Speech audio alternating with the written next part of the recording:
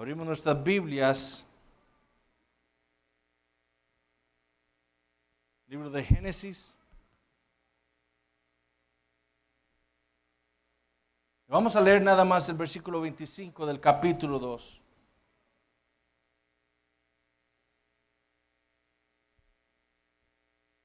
Génesis 2:25 dice así: y estaban ambos desnudos, Adán y su mujer, y no se avergonzaban.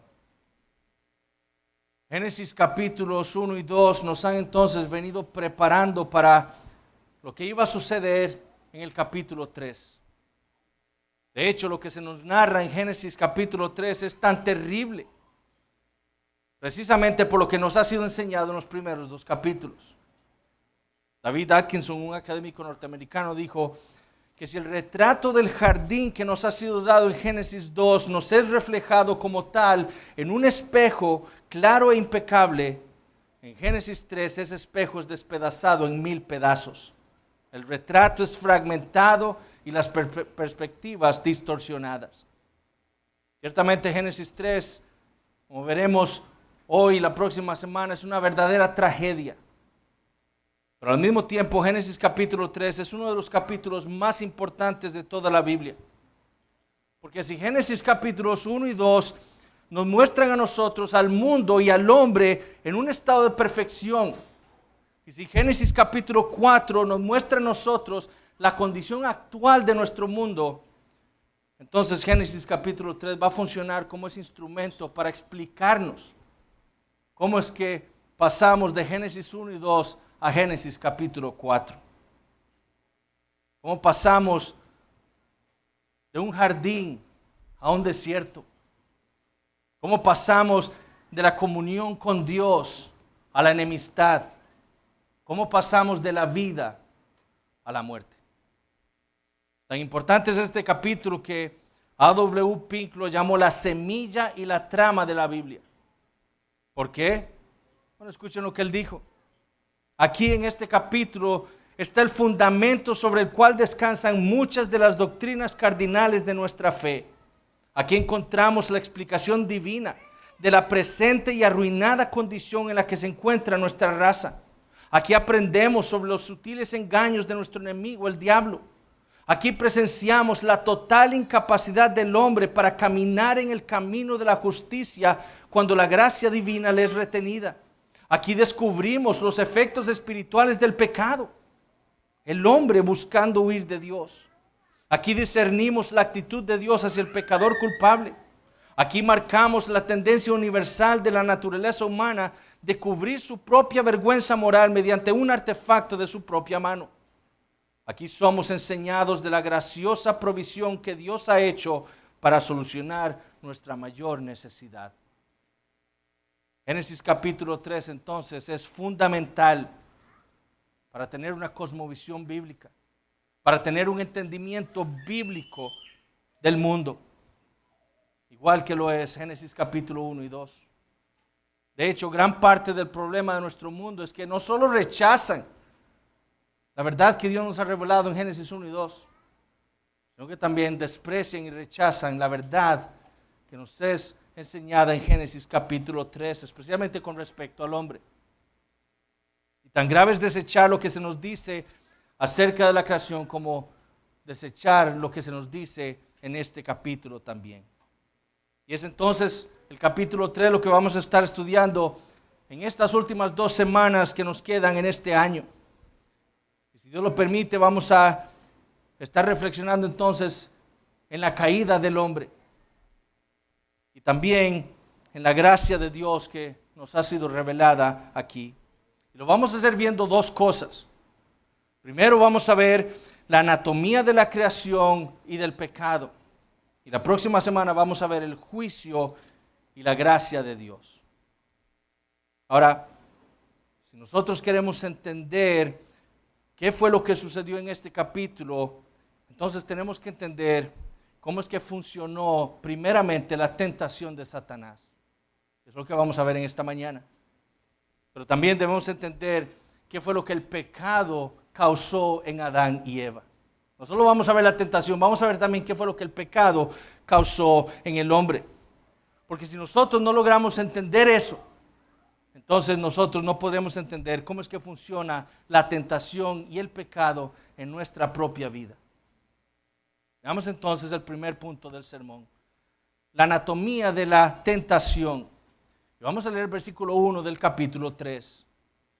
Pero la serpiente era astuta más que todos los animales del campo que Jehová Dios había hecho. Realmente nosotros no podemos saber cuánto tiempo pasó entre la creación de Adán, entre el pacto que hizo Dios con él, la creación de la mujer y su matrimonio con Adán, y los eventos que se nos narran aquí en Génesis capítulo 3. Y no lo podemos saber porque sencillamente Dios no nos lo revela. Sin embargo, yo creo que en la manera en la que Moisés dejó registrado el libro de Génesis, nos da a entender que fue muy poco tiempo después de su creación. Es decir, yo creo que no había pasado mucho tiempo entre la creación del hombre y la mujer, el pacto que Dios hizo con ellos, cuando todo en la creación cambió. Adán y Eva aún no estaban maduros en su fe. Su obediencia no había sido confirmada aún cuando estos eventos llegaron a suceder. Y Moisés, inspirado entonces por el Espíritu Santo, inicia la narración de la tragedia que vamos a ver aquí, hablando de la serpiente. Y lo primero que nos dice acerca de la serpiente es que era astuta. Y en el original, eso es lo que ese término da a entender. Es un término que solo aparece aquí en el libro de Génesis, pero aparece muchas veces en el libro de Proverbios. Y nos habla de alguien que es ingenioso, que es engañoso. En el original nos habla de alguien que es hábil para pensar, alguien que es hábil con su lengua, alguien que es hasta malicioso. Y eso es lo que era la serpiente, era astuta, dice la Biblia. En segundo lugar, Moisés nos dice que ella era más astuta que todos los animales del campo que Jehová Dios había hecho. La serpiente entonces no era otro Dios. Lo que Moisés le está recordando a su pueblo Israel mientras ellos están viajando por el desierto es que la serpiente no era otro Dios, era una criatura de Dios. Cuando ellos estaban en Egipto, ellos escucharon muchas veces probablemente acerca de Nehebekau.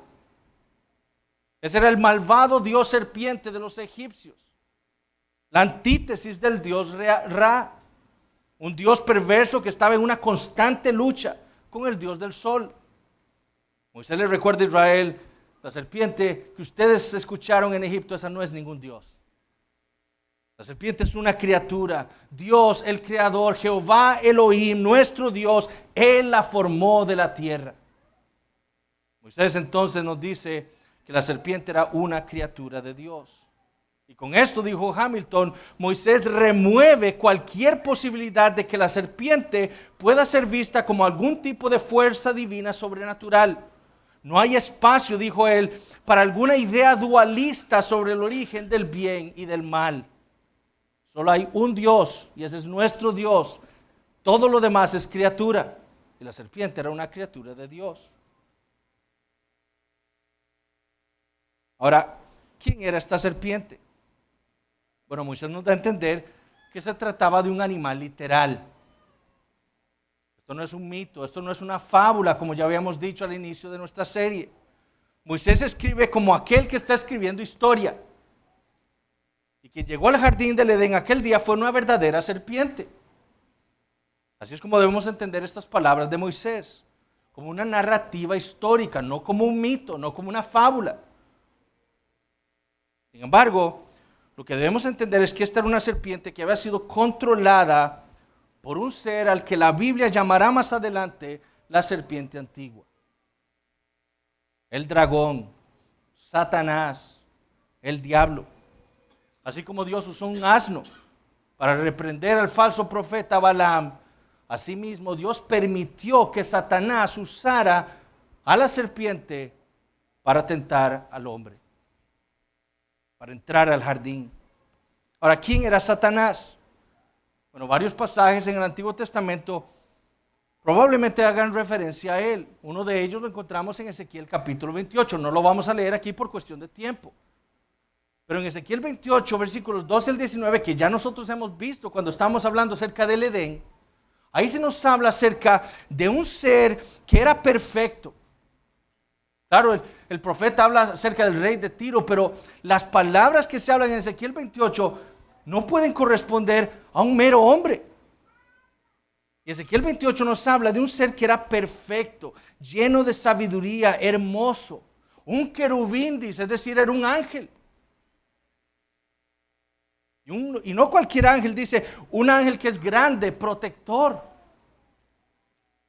Pero un ángel, dice Ezequiel 28, que un día se llenó de orgullo, de iniquidad, que pecó contra Dios, y por eso fue que Dios lo echó de su templo. El otro pasaje lo tenemos en Isaías capítulo 14. Si quiero que vayamos a Isaías capítulo 14. Esta vez aquí está hablando sobre el rey de Babilonia. Igualmente que en Ezequiel 28 se usan palabras que no parecen corresponder a un mero hombre. Y estas palabras fueron citadas por el Señor Jesucristo, hablando de Satanás. En Isaías capítulo 14, versículos 12 al 15 dice así: ¿Cómo caíste del cielo, oh lucero, hijo de la mañana? Cortado fuiste por tierra, tú que debilitabas a las naciones. Tú que decías en tu corazón: subiré al cielo, en lo alto, junto a las estrellas de Dios. Levantaré mi trono y en el monte del testimonio me sentaré. A los lados del norte, sobre las alturas de las nubes subiré y seré semejante al Altísimo. Mas tú derribado eres hasta el Seol, a los lados del abismo. Este pasaje entonces nos describe a alguien que se rebeló contra su creador, queriendo suplantarlo a él en el trono. Escuchen el orgullo en sus palabras: subiré, levantaré mi trono, me sentaré. Y dice al final: seré semejante al Altísimo. Era llegar a ser como Dios, lo que él quería. Razón por la cual entonces el único Dios vivo y verdadero lo derribó hasta el Seol. Es este ser el que se llega a presentar entonces en el jardín del Edén, usando ahora una serpiente. Su intención obviamente no era buena. Era una criatura llena de pecado. Pero este ser, dice, era más astuto que todas las demás criaturas de Dios. Y su deseo, habiendo fallado él en su intento de destronar a Dios, era ahora unir a la raza humana, a los que portaban la imagen de Dios, a su causa perversa. Eso era su deseo. Por eso es que se le presenta al hombre y a la mujer como una serpiente. Este animal era una máscara nada más, por así decirlo. Una máscara para esconder su verdadera identidad. Él no se les presentó como Satanás, sino como una serpiente. Dijo Atkinson: lo que hace es esconderse en lo ordinario y en lo común de una criatura en el jardín. Adán conocía a las serpientes. Era algo común para él. Y ahí fue cuando Satanás se ocultó usando esta serpiente para ocultarse él mismo. Él no se presenta entonces como el ser malvado y perverso que es, sino como algo común y conocido. Y lo hace para tentar a Adán y a Eva. Ahora, notemos entonces la anatomía de la tentación. Notemos cómo es que Satanás tienta al hombre. Lo primero que hace es ir a donde están el hombre y la mujer. Ahora, ¿dónde estaban ellos? Bueno, si estamos siendo consistentes con la lectura de Génesis capítulo 3, es que ellos se encontraban juntos y muy cerca de los árboles que estaban en el centro del jardín. Probablemente estaban ya frente al árbol de la ciencia del bien y del mal. ¿Qué estaban haciendo ahí? No lo sabemos, pero ahí estaban. Satanás entonces los ve frente al árbol y lo segundo que hace es cuestionar la palabra de Dios. Primero se acerca a ellos, segundo, lo que hace es cuestionar la palabra de Dios. Con que Dios os ha dicho. El origen del pecado entonces está involucrado, decía un autor, en esa especulación. Hasta este momento ha sido por medio de la palabra que Dios ha creado todo. El sol, la luna, las estrellas, la tierra. Por medio de su palabra lo ha creado todo. Y era esa palabra la que Satanás ahora venía a cuestionar. Y noten su astucia. Él no niega la palabra de Dios. Él no niega lo que Dios ha dicho, simplemente la pone en tela de duda. ¿Es eso realmente lo que Dios ha dicho? ¿No habrá otra interpretación? Otra cosa importante de notar es que Satanás no usa el nombre pactual de Dios. Recordemos, es usado prácticamente en todo el capítulo 2, Jehová Elohim. Satanás no lo usa. Él usa simplemente el término Elohim, Dios. Satanás no quiere que la mujer recuerde que ese Jehová que le habló a ellos es el Dios del pacto. Pero él les dice, con que Dios os ha dicho. Satanás entonces, como estamos diciendo, pone en duda la palabra de Dios. Dios no ha sido claro, es lo que él le quiere dejar claro a la mujer. Debe haber otra interpretación para lo que Dios ha dicho. Piénselo bien. Sea usted el juez de la palabra de Dios. Ahora, lo tercero que vemos es a la serpiente cuestionando la bondad de Dios. No solo se acerca a ellos, no solo cuestiona la palabra de Dios, sino que también cuestiona la bondad de Dios. Con que Dios os ha dicho, no comáis de todo árbol del huerto. Eso no fue lo que Dios había dicho. La prohibición de Dios involucraba primero uno de los árboles, no todos. Solo el árbol de la ciencia del bien y del mal. Del resto de los árboles, ¿qué era lo que Dios había dicho? De todo árbol del huerto podrás comer. Lo que Satanás quiere es que la mujer cuestione que Dios es bueno. Lo que desea es que ella vea a Dios como un ogro, como alguien malo, como alguien restrictivo. Dios no me deja comer. Eso es lo que él quiere que la mujer piense. Dios tiene que ser malo. ¿Cómo que no me deja comer de todos los árboles? No, eso no fue lo que Dios dijo. Pero Satanás está tentando a la mujer con su astucia. ¿Qué debió haber hecho la mujer? Bueno, ella debió haberle creído la palabra de Dios. Y si estaba insegura de lo que Adán le había dicho a ella con respecto a lo que Dios había hablado, ella debió haberle preguntado a Adán, que estaba ahí con ella. Pero en el momento en que ella le siguió la conversación al tentador, ya se había puesto en un grave peligro. Ella no debió haber cuestionado la palabra del Creador. Debió haberle creído.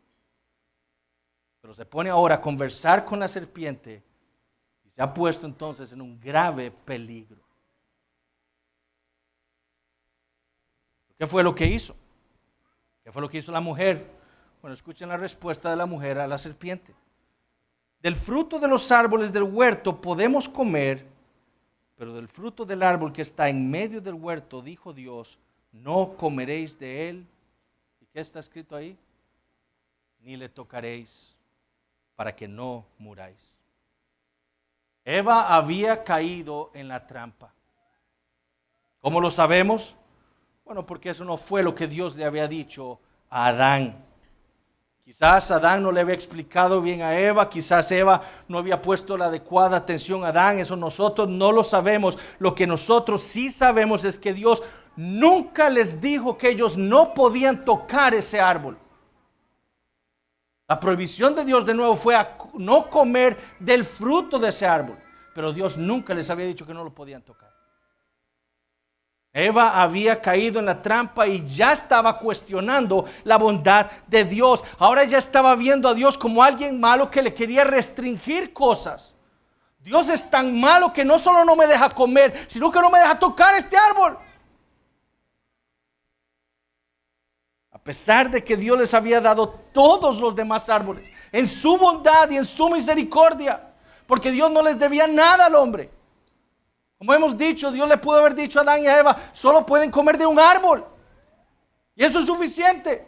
Y el hombre debió haber dicho, gracias Dios mío, por ser tan bueno. Pero Dios no hizo eso, Dios les dio de todos, menos de uno. Ya en la mente de Eva, Dios no era bueno. Cuarto, ¿qué más hace el tentador? Ya no pone en duda la palabra de Dios ni su bondad, ahora más bien niega su fidelidad. Versículo 4. Entonces la serpiente dijo a la mujer: no moriréis. En otras palabras, Dios les ha dicho a ustedes que van a morir si comen de ese árbol. Eso es mentira. Nada les va a pasar. Dios no es fiel a su palabra. No le crean. Cuestionando así la fidelidad de Dios a su palabra. Dios ha dicho que iban a morir. La serpiente ahora ha tentado a Eva para creer que Dios no solo no es bueno, sino que tampoco es fiel a su palabra. Finalmente, lo que hace la tentación es negar la deidad de Dios. Escuchen la razón que le da la serpiente a la mujer sobre la razón por la cual Dios les ha prohibido a ellos comer del árbol de la ciencia del bien y del mal. Versículos 4 y 5. No moriréis, sino que sabe Dios que el día que comáis de él serán abiertos vuestros ojos y seréis como Dios, sabiendo el bien y el mal. La razón por la cual Dios les está impidiendo a ustedes comer de ese árbol, lo que la serpiente le está diciendo a la mujer, es porque Él no quiere ceder su deidad. Él quiere ser el único Dios. Ustedes si comen pueden llegar a ser como Él, pero Él no quiere eso. Pero si tú comes, tú puedes llegar a ser tu propio Dios. Y eso es lo que hace la tentación.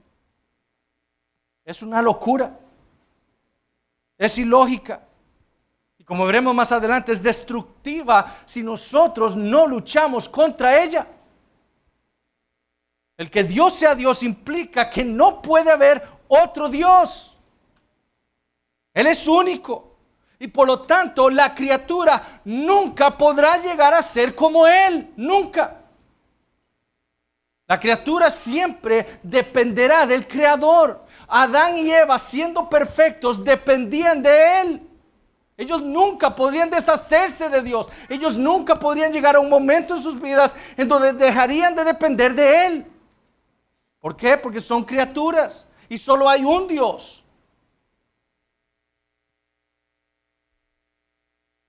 Y el hombre va a depender de Dios no solo para vivir físicamente. Dios es quien nos sostiene en sus manos. Es Él quien nos da aliento de vida. Él nos da salud, nos da alimento. Pero la criatura también va a depender de Dios para conocimiento. Es Dios quien nos debe enseñar. Por sí solo el hombre no puede llegar al conocimiento correcto, ni siquiera en este estado de perfección en el que se encontraba Adán. Él necesitaba que Dios lo instruyera, y eso era lo que Dios hacía con él cada vez que se reunían en el jardín del Edén. Dios lo instruía en su palabra. Dios lo instruía en cuál era el camino correcto a seguir. ¿Por qué? De nuevo, porque el hombre es una criatura y siempre dependerá de su creador. Bueno, lo que Satanás le quería vender a la mujer es que eso no tenía que ser así. Ella podía llegar a ser como Dios, autónoma, independiente de su creador. Ella podía llegar a decidir lo que era mejor para ella. No necesitaría más a Dios. Ella podía llegar a suplantar el trono de Dios que Él tenía sobre su vida y tomarlo como quería Satanás para ella. Ella podía llegar a ser como Dios. Esa es la mentira. Seré semejante al Altísimo. Fue lo que pensó Satanás antes de ser echado del cielo. Bueno, eso mismo es lo que Satanás quería que la mujer pensara. Que ella podía llegar a ser como el Altísimo. Entonces el tentador vino con la tentación. Una tentación que involucró cuestionar la palabra de Dios, cuestionar su bondad, cuestionar su fidelidad y cuestionar su deidad. Pero ¿qué fue lo que pasó? Bueno, veamos el segundo punto del sermón. La anatomía del pecado. ¿Cómo funciona el pecado? ¿Qué es lo que el pecado produce en nuestra vida? Versículo 6 de Génesis 3. Y vio la mujer que el árbol era bueno para comer y que era agradable a los ojos y árbol codiciable para alcanzar la sabiduría, y tomó de su fruto y comió, y dio también a su marido, el cual comió así como ella. Una vez que la mujer entonces escucha al tentador y considera la tentación, en lugar de luchar, en lugar de huir, en lugar de decirle a su esposo: amor, ¿qué está pasando? ¿Qué fue lo que Dios dijo? Recuérdame. Al no hacer eso, lo que siguió fue el pecado. C.S. Lewis, comentando sobre lo que sucedió en esta escena en capítulo 3, en su prefacio al libro Paraíso Perdido de John Milton, dijo lo siguiente: aquella que no quería inclinar su corazón ante el infinitamente glorioso Dios del universo, ahora adora a un vegetal. Al escuchar al tentador, al considerar la tentación, actuó ella en contra de lo que Dios había dicho y terminó en idolatría. Porque obedecer a su propio corazón y no a la palabra de Dios es idolatría. En el capítulo 2 de su primera epístola, el apóstol Juan dijo lo siguiente, en 1 Juan 2:16: porque todo lo que hay en el mundo, los deseos de la carne, los deseos de los ojos y la vanagloria de la vida, no proviene del Padre, sino del mundo. Y notemos qué fue lo que hizo la mujer. Ella vio el árbol, escuchando lo que Satanás le estaba diciendo, lo consideró entonces agradable a los ojos, lo codició después. ¿Y qué hizo al final? Tomó y comió. Cada parte de ella estuvo involucrada en su pecado contra el Señor. Su corazón, su mente, su voluntad. Ahora la Biblia dice lo siguiente con respecto a lo que hizo la mujer.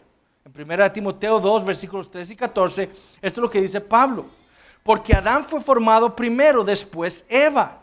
Y Adán no fue engañado, sino que la mujer, siendo engañada, incurrió en transgresión. Ahora, yo creo que la manera en la que usualmente entendemos estas palabras es en el sentido en el que podemos condenar a la mujer. Quizás algunos piensan que Pablo le está echando la culpa a la mujer de la caída del hombre. Eso no es lo que Pablo está diciendo. Lo que el apóstol afirma es que la mujer pecó porque fue engañada por Satanás. Ya fuera porque, como dijimos, no había puesto atención, o porque Adán no fue claro en lo que Dios había dicho, o porque ella no quiso pedirle a su esposo que le volviera a aclarar la palabra de Dios. Fuera lo que fuera que haya pasado, ella había sido engañada. Y habiendo sido engañada, entonces ella peca contra su creador. Pero ¿qué es lo que nos dice Pablo acerca de Adán? Porque Pablo nos dice algo acerca de lo que Adán hizo. Eva vio, consideró, codició y tomó. Pero no se quedó allí, sino que Moisés nos dice que ella comió y dio también a su marido, el cual comió así como ella. Más impresionante, de todo este relato, de lo que nos está mostrando Moisés acerca de Adán. Aquel a quien Dios le había dado este mandamiento de no comer de ese árbol. A quien con quien Dios había hecho aquel pacto.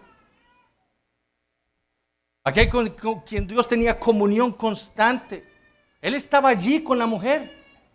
Él no estaba lejos, ignorando de todo lo que estaba pasando entre la serpiente y su esposa. No, él estaba ahí. Porque se nos dice que Eva tomó y le dio a su marido y él comió.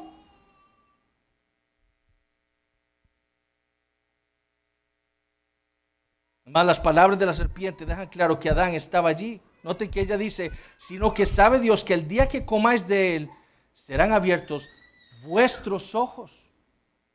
Ella no le dice a la mujer, ella no está hablando solo a la mujer. Hubiera dicho: serán abiertos tus ojos. Ella le dije: vuestros ojos. ¿Por qué? Porque Adán está ahí con ella, escuchándolo todo. Durante toda esta conversación entre su esposa y la serpiente, Adán ha estado allí pasivamente viendo y escuchándolo todo. Aquel que había sido creado para sojuzgar y señorear a la serpiente, ahora había renunciado a su cargo. Es por eso que Pablo dice que la mujer fue engañada, pero para el apóstol Adán no lo fue. Adán no fue engañado, eso es lo que Pablo está diciendo. Lo que Pablo no está diciendo es que a diferencia de la mujer, Adán pecó voluntariamente. Él sabía lo que Dios había dicho. A la mujer la serpiente le engañó, pero Adán comió voluntariamente, rebelándose contra su creador. Él sabía que él era una criatura de Dios. Él sabía que su esposa también lo era. Él sabía que Dios lo había creado todo y aún así comió. Su esposa fue engañada, pero él fue un rebelde. El pecado entonces es rebeldía contra Dios. Es rebeldía contra su palabra. Es por eso que el apóstol Juan dice que el pecado es un crimen. Todo aquel que comete pecado, dice 1 Juan 3:4, infringe también la ley, pues el pecado es infracción de la ley. Es un crimen. Por eso merece castigo. ¿Qué fue lo que pasó? ¿Acaso fueron abiertos los ojos de Adán y Eva y fueron entonces como Dios? No, eso no iba a pasar nunca. Ellos son criaturas, solo hay un Dios. Y Adán lo sabía. En lugar de haber logrado entonces su autonomía, su independencia de su creador, en lugar de haber logrado escapar del gobierno de Dios sobre sus vidas, fueron abiertos sus ojos, como dice el versículo 7, y conocieron que estaban desnudos. Y cosieron hojas de higuera, dice, y se hicieron delantales. En lugar de convertirse en dioses, se dieron cuenta de que eran criaturas. Y ahora, peor aún, criaturas rebeldes en contra de su creador, culpables de un crimen. Y habiendo estado desnudos antes y sin sentir ninguna vergüenza, como dice Génesis 2:25, porque andaban en santidad, obedeciendo la palabra de Dios, teniendo perfecta comunión con su creador. Ahora, habiendo transgredido la ley de Dios, habiendo pecado contra él, habiéndose convertido en criminales, ahora sí sienten vergüenza. Y eso es lo primero que hace el pecado. Trae vergüenza al pecador. Y fue lo que sintió Adán y su mujer en aquel día. Pero ¿qué más trae el pecado? Bueno, trae el autoengaño. ¿Qué hicieron Adán y Eva después de pecar contra Dios? Después de haberse dado cuenta que ahora son rebeldes. Cosieron hojas de higuera y se hicieron delantales. ¿Delantales para qué? Para cubrir su vergüenza. Sí, hemos pecado, pero todo está bien. Ya nos hicimos hojas de higuera y ya nos tapamos. Todo va a estar bien. Nadie se va a dar cuenta de lo que sucedió. Mucho menos Dios, que es omnisciente. De nuevo, qué locura, mis hermanos. Qué locura pensar que podemos pecar contra Dios y Él no se va a dar cuenta. Pensar que podemos ocultarnos de aquel que lo ve todo. Pero esa es la locura del pecado. Tercero, el pecado trae terror a Dios. Noten que no estoy diciendo temor a Dios, sino terror. El temor a Dios es bueno, es piadoso, es lo que nosotros debemos buscar. De hecho, es algo que le faltó más bien a Adán y Eva en el jardín. Por eso es que cuando Dios hace el nuevo pacto que leímos en Jeremías 31, en Jeremías 32 se nos dice que una de las cosas, de las bendiciones que Dios le dará a su pueblo, es poner su temor en sus corazones. Lo que el pecado trajo a la vida de Adán y su mujer fue un terror hacia Dios. Versículo 8. Y oyeron la voz de Jehová Dios que se paseaba en el huerto al aire del día, y el hombre y su mujer se escondieron de la presencia de Jehová Dios entre los árboles del huerto. De nuevo, qué locura pensar que podemos ocultarnos de la vista de Dios, ocultarnos de aquel que lo ve todo, aquel que lo sabe todo. Pero eso fue lo que creyeron Adán y Eva que podían hacer. Al ver y sentir su vergüenza por causa de su pecado y al escuchar a Dios paseándose por el jardín al aire del día, lo que llega a sus corazones es un increíble terror. Un terror ciego que los lleva no a correr a Dios, clamando misericordia, sino a esconderse de Dios. Eso es lo que hace el pecado. Cuando antes tenían plena comunión con su Creador, cuando antes ellos escuchaban la voz de Dios y se llenaban de gozo. Ahí viene el Creador a hablar con nosotros. Cuando antes no podían esperar a que llegara el día de reposo para hablar con Él. Ahora lo escuchan y lo único que pueden sentir es un terror espantoso. Terror a Dios, mis hermanos, no es piadoso. Nos aleja de Dios. Por el contrario, el temor a Dios es lo que hace que el creyente corra a Él, clamando misericordia, pidiendo su auxilio, pidiendo más de su gracia. Pero el terror nos aleja de Dios y es lo que el pecado trae a nuestra vida. Cuarto, el pecado trae excusas. Versículos 9 al 12. Mas Jehová Dios llamó al hombre y le dijo: ¿dónde estás tú? Y él respondió: oí tu voz en el huerto y tuve miedo porque estaba desnudo y me escondí. Y Dios le dijo: ¿quién te enseñó que estabas desnudo? ¿Has comido del árbol del que yo te mandé no comieses? Y el hombre respondió: la mujer que me diste por compañera me dio del árbol y yo comí. Dios entonces, paseándose sobre el jardín, en el jardín, Él no era un ignorante de lo que había sucedido. Él es Dios, Él lo sabe todo. Él está ahí por una razón y es confrontar al hombre por su pecado. Algo ha sucedido, algo terrible ha pasado en el Edén. Y como el responsable, el hombre debía ser llamado a cuentas. Y eso es lo que Dios hace. Adán escondido, Dios lo llama. ¿Y qué es lo que hace la criatura? Tiene que responder al Creador. Y Adán le dice que cuando oye la voz de Dios, él siente miedo porque se vio desnudo. Y Dios entonces lo confronta y le pregunta: ¿cómo es que él llegó a saber eso? Y la única manera en la que el hombre pudiera sentir vergüenza es que hubiera pecado contra el mandamiento de Dios. Esa es la única manera. Es por eso que Dios le dice: ¿has comido del árbol del que yo te mandé no comieses? Notemos lo que hace Adán. La mujer que me diste por compañera me dio del árbol y yo comí. El pecado no solo trae vergüenza, no solo trae autoengaño, no solo trae terror a Dios, sino que también trae excusas.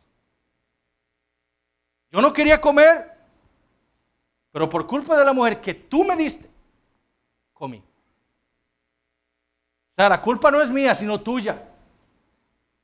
Si no me hubieras dado esta mujer, no hubiera comido. Y me hubiera mantenido firme. De nuevo, la locura del pecado. Como si Dios no supiera lo que había pasado. No hay mayor ceguera que cuando uno puede osar culpar a Dios por su pecado.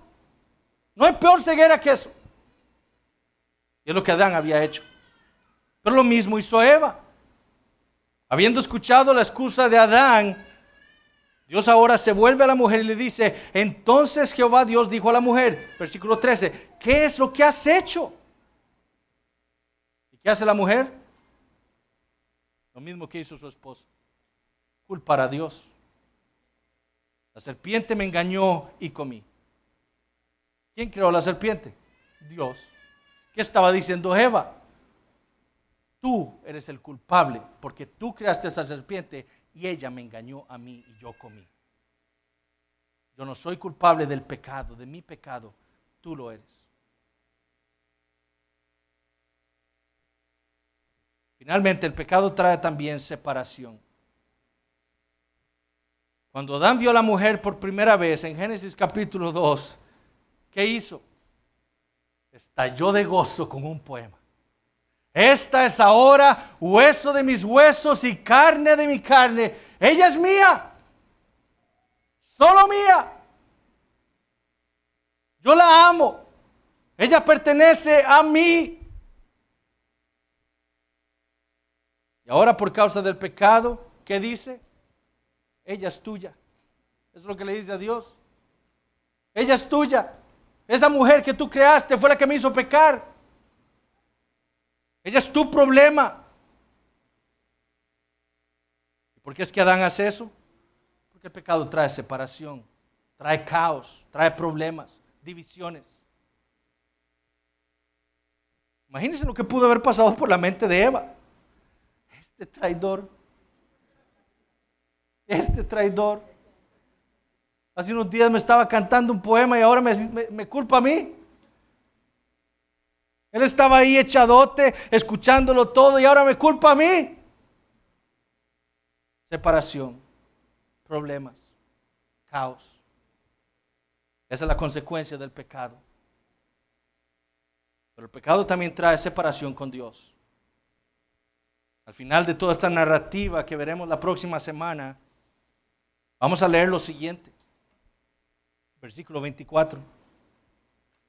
Echó pues fuera al hombre. ¿Quién? Dios. Por causa de su pecado, Dios había echado fuera de su templo en el cielo a Satanás. Y ahora, por querer cometer el mismo crimen, Adán y Eva terminan siendo echados del templo de Dios en el Edén por su pecado. Por querer usurpar el trono de Dios. ¿Por qué? Porque lo que hace el pecado es separarnos de Dios. Al final, como dijo un comentarista, el hombre escuchó a su mujer, la mujer escuchó a la serpiente y nadie escuchó a Dios. El pecado entonces trae vergüenza, autoengaño, terror, excusas y separación. Ahora, ¿cómo podemos aplicar estas cosas a nuestras vidas? Primero que todo es recordando el Evangelio. Recordando el Evangelio. Ahí es donde nosotros vamos siempre a recordar las buenas noticias de Dios. Miles de años después de este evento en Génesis capítulo 3, solo que ahora no en un jardín, sino en el desierto, Satanás fue a tentar al segundo Adán con la misma tentación. Si eres hijo de Dios. El Señor Jesucristo acababa de escuchar la voz de Dios que venía del cielo que le decía: tú eres mi hijo amado en quien tengo complacencia. Y Satanás, inmediatamente después, estando Jesús al final de sus días en el desierto, viene y cuestiona la palabra de Dios. Con que Dios te ha dicho que tú eres su hijo.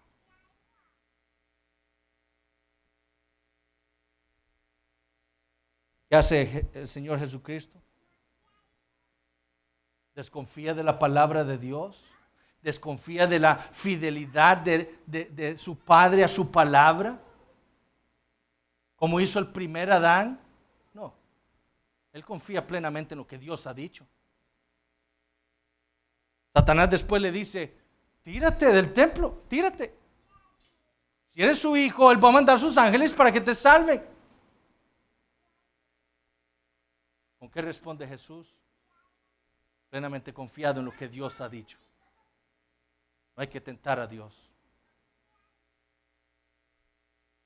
Al final lo tentó con los deseos de la carne, los deseos de los ojos y la vanagloria de la vida. Todo esto te doy. Lo único que tienes que hacer es idolatrarme.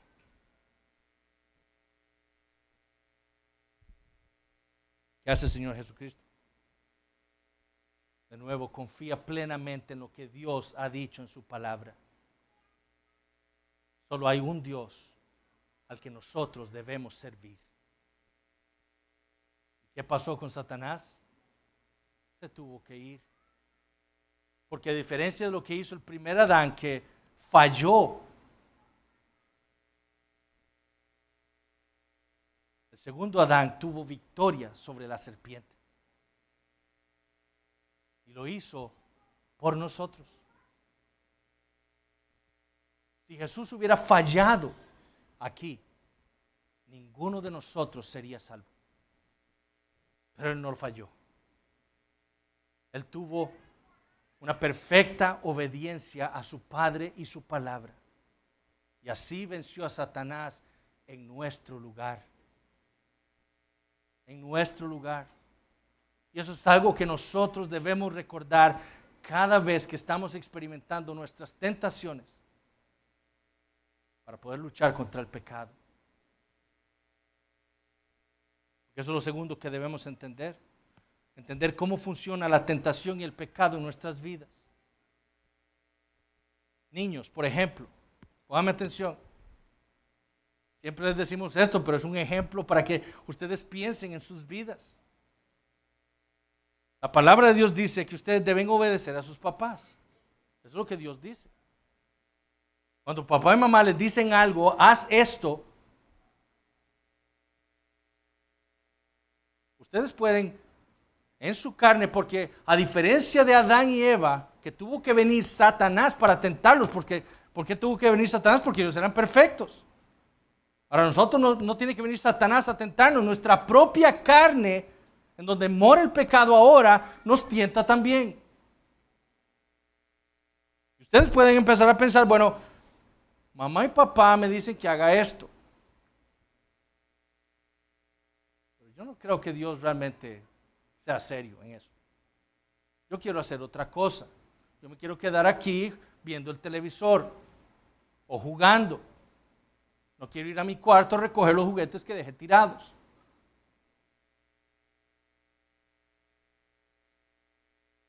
Ustedes pueden poner en duda las promesas de Dios en ese mandamiento, porque Dios dice que hay una promesa de bendición para el niño que obedece.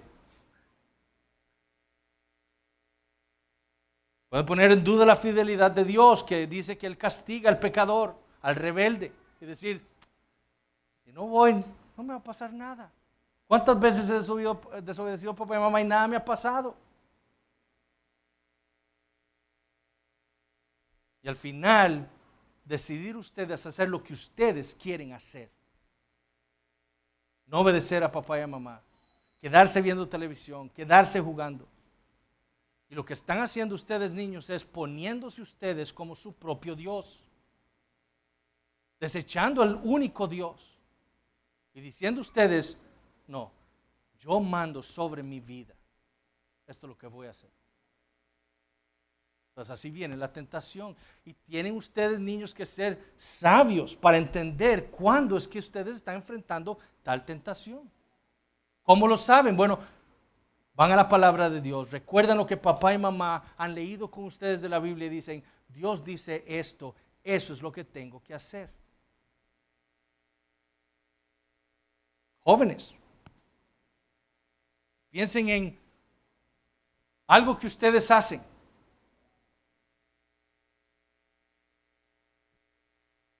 Algo que están viendo, algo que están escuchando. Empiezan a pensar, bueno, aquí estoy solo, en mi casa no hay nadie, nadie me está viendo, mis padres no están aquí, estoy teniendo esta conversación con esta persona, si es una jovencita con un joven, están hablando cosas que saben no deben hablar, están compartiéndose cosas que saben no deben compartirse. Empiezan a pensar, nada va a pasar, estamos solos, nadie nos ve. Nosotros nunca estamos solos. Nosotros vivimos delante del rostro de Dios. Empezamos a pensar, a poner en duda la bondad de Dios, pero es que yo quiero esto. Si Dios fuera bueno, Él me lo da. O nada me va a pasar. ¿Cuántas veces no he compartido fotos con alguien y nadie me ha dicho nada, no ha pasado nada? Al final hacemos lo que queremos. ¿Por qué? Porque queremos usurpar el trono de Dios en nuestra vida. Hermanos, ¿qué con la fornicación o la pornografía? Empezamos en internet a buscar cosas, empiezan los anuncios por ahí, o estamos en Instagram y empezamos a ver fotos o videos de mujeres u hombres, y nos vamos más y más y más profundo. Y pensamos, pero es que esto es lo que yo quiero hacer. Si Dios fuera bueno, me permite hacer estas cosas.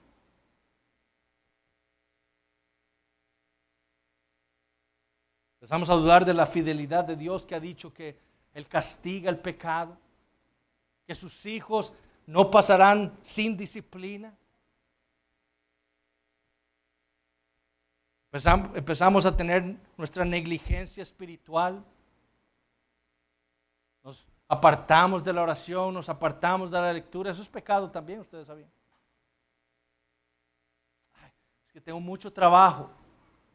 Hoy no puedo leer la Biblia. No puedo orar. Es que estoy tan cansado, no voy a ir el miércoles a orar. Si tengo una fiesta, voy a ir el domingo a pasear. Negligencia espiritual. Hay solteros que han pensado hasta, mi deseo es casarme, el matrimonio es bueno. Empieza un incrédulo a acercárseles, o se acerca a una incrédula, terminan casándose, sabiendo que la palabra de Dios le prohíbe al cristiano estar en yugo desigual con un incrédulo. ¿Pero por qué? Porque empieza a ceder a la tentación. Yo quiero casarme y esto es algo bueno. Y si Dios fuera bueno, me da un esposo o una esposa. Satanás trae a alguno o alguna, y cediendo a la tentación, terminan pecando contra Dios.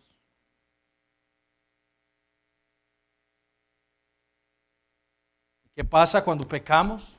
¿Qué pasa cuando estamos teniendo esas tentaciones y no estamos luchando adecuadamente contra la tentación en oración, con la palabra de Dios, asistiendo a la iglesia, con mis disciplinas espirituales? Vamos a pecar. Eso es lo que pasa cuando no luchamos contra la tentación, cuando no somos prudentes, cuando no huimos. Y viene la vergüenza, la conciencia que Dios nos ha dado, nos condena de pecado. Y nos sentimos mal. Y quizás hasta nos autoengañamos a nosotros mismos. Dios, prometo, no más lo vuelvo a hacer. Ahora sí voy a poner ese app en mi teléfono para que me bloquee todas esas páginas. Ahora voy a bloquear a tal persona para no tener esas conversaciones más. Nos autoengañamos. Empezamos a batallar en nuestras propias fuerzas. Y después que viene el terror. Porque volvemos a caer en pecado por estar manejándolo mal. Y en vez de ir a Dios, a clamar a Él, nos alejamos de Dios en vergüenza. Nos escondemos de Él. Y eso es lo peor que podemos hacer. O ponemos excusas. Una mentirilla blanca, no es tan grave. Todo el mundo lo hace. Todos tienen Instagram, los cristianos que conozco. Todos ven ese tipo de películas. O veo otros haciendo esas cosas.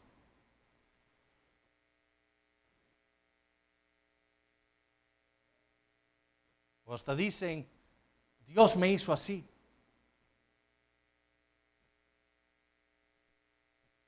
Dios me hizo así, con esos sentimientos, con esas sensaciones. Y eso es lo que está pasando en Canadá, por ejemplo. Por eso el gobierno ha promulgado una ley en contra de esas conversiones de los homosexuales. ¿Por qué? Porque Dios los hizo así.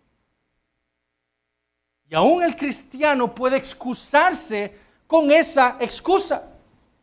Es que Dios me hizo así. No, Dios lo hizo a usted de tal manera y su deber es ir a la palabra de Dios y ver qué es lo que Dios quiere de usted y hacerlo y vivir así.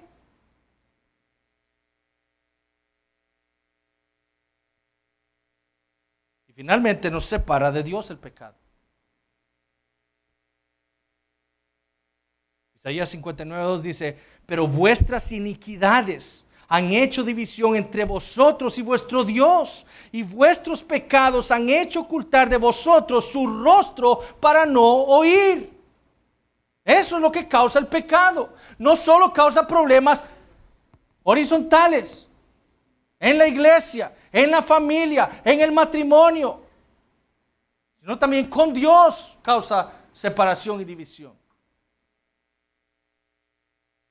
¿Qué es lo que tenemos que hacer cuando pecamos? Ir a Dios. Ir a Dios, mis hermanos. Ir a Dios arrepentidos, recordando el Evangelio.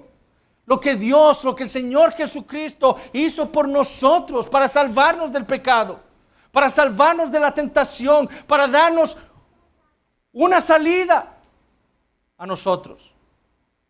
Clamar por el auxilio divino. Pero sobre todo confiar en la palabra de Dios. Eso es lo que Hebreos 11 nos enseña. Lo que Adán no hizo fue vivir por fe, creyendo la palabra del Creador. El que lo hizo todo, el que creó el universo con el poder de su palabra, no le creyó a esa palabra y pecó.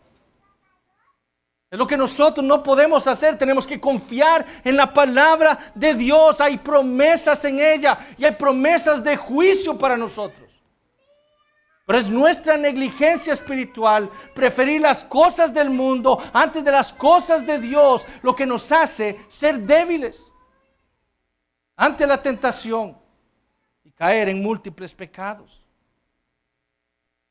Debemos arrancar el ojo, arrancar el brazo que nos hace pecar, quitar el televisor, quitar el celular, quitar lo que sea, rendir cuentas.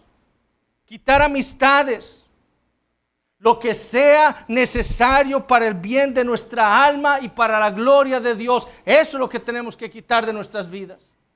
Y caminar por fe, como lo hizo Abel, como lo hizo Enoc, como lo hizo Noé, como lo hizo Abraham, como lo hizo Jacob, como lo hizo José, como lo hizo Moisés, como lo hicieron todos los profetas de Dios. Así es como debemos vivir, por la fe, creyendo la palabra de Dios. Si Dios ha dicho que algo es malo, eso es malo para nosotros entonces. Si Dios ha dicho que algo es bueno, eso es bueno para nosotros.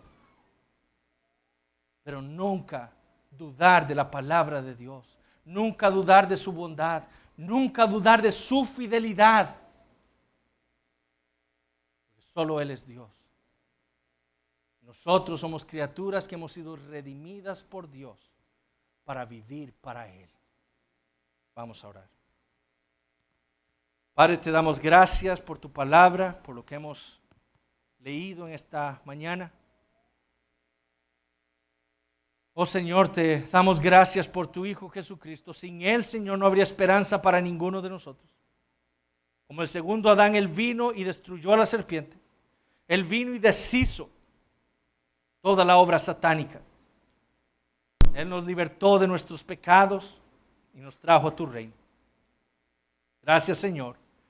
Y te pedimos por nosotros como individuos y como iglesia, que tu palabra pueda ser aplicada en nuestros corazones y que tu Espíritu Santo, Señor, nos llene de tal manera que podamos luchar contra la tentación, luchar contra el pecado y vivir vidas santas que traigan gloria a tu nombre. Señor, te damos gracias. En tu Hijo Jesucristo lo pedimos todo. Amén.